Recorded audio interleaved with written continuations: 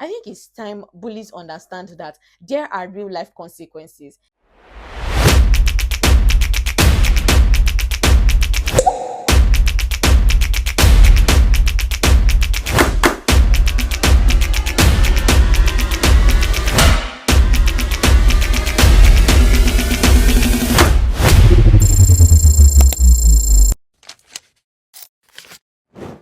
If you have decided to click on this video, then you must watch it to the end. Welcome to the third episode of My Body, My Pride Real Body Shaming Stories. Sorry, we missed last week. I'd also be truthful with you. We did not get any email. Like, nobody is sharing their stories with me. Beyond the first one, which of course feels like beginner's luck, no email at all whatsoever. Instead of waiting, I have decided that people's story still needs to be heard, still needs to be told. And until we probably have the platform enough for people to want to share their own personal stories, I am going to go on Reddit and share people's Reddit stories about body shaming. I mean, it's too early to quit. I am not a therapist. I am just a researcher who has dedicated a BA and currently pursuing a PhD in music and body shaming. Many of the solutions that I am going to be profiling may not necessarily work for you, and that is okay. I'm going to hold your ears while I say this. Your body is your pride. Let's get right into it. The question says, what are your body shaming experience? When I was a child, I remember no matter what I did, they made fun of it. I did a lot of weird things trying to avoid kids making fun of me, which often caused me issues with teachers who didn't understand what was going on. Like, there was one boy who bullied me for being fat, so I would never eat around him.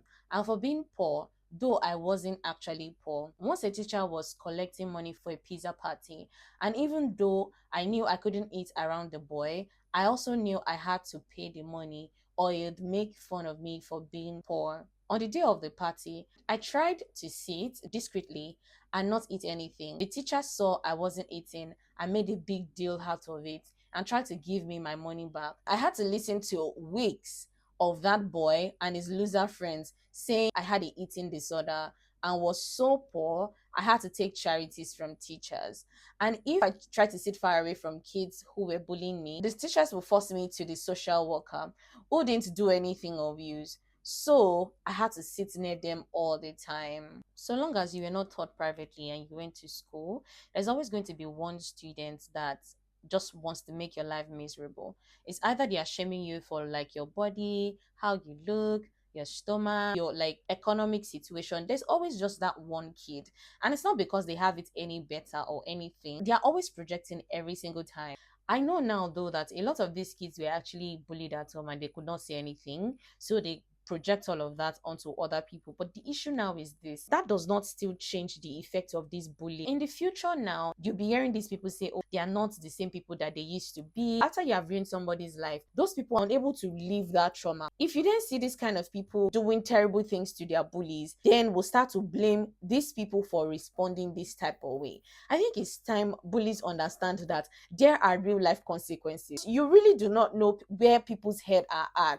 Truth be told, the set of people that scared me the most sometimes are kids because they are very impressionable. A lot of the things you do to a child, they barely ever forget. These are the things that are going to influence the way they see life moving forward. One single action that you have done to them can come back to you later, because if that child did not forget that terrible experience, you just never can tell how they can proceed to go and hurt other people, one, or come back to hurt their abusers. I'm going to continue to say this. Please, schools, if you're a teacher that you're watching this, make sure there's like a specific punishment for bullies.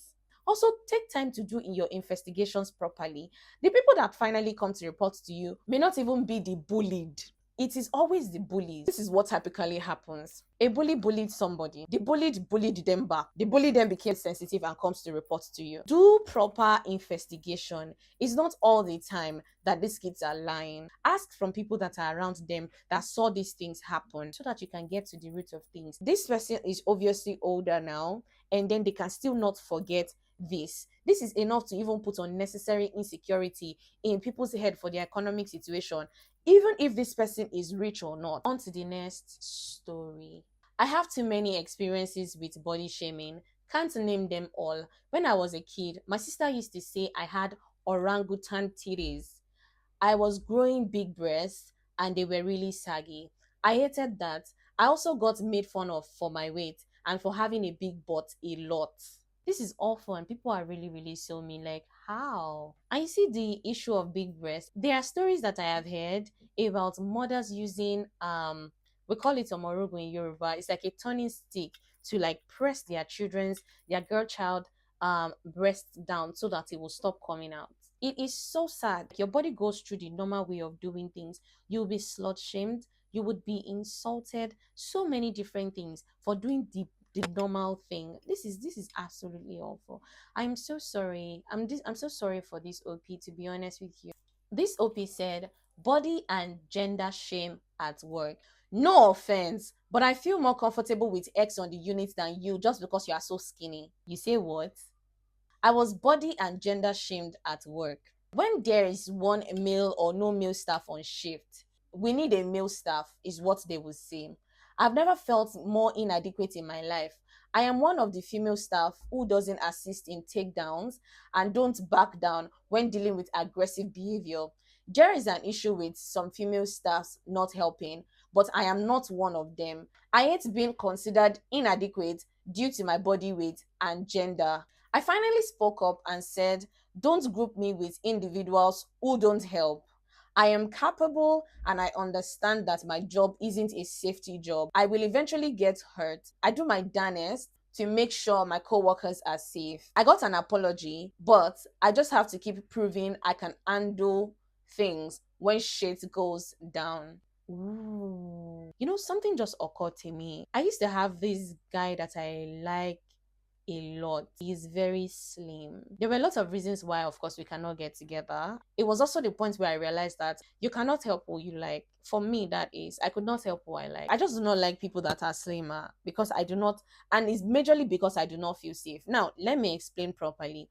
I remember that we were playing around and he tried to lift me up and I would not let myself be lifted up because I felt like we were all toppled over. That is behavioral shaming right there. Of course, I did not tell him, but now hearing this particular person just makes me feel so bad.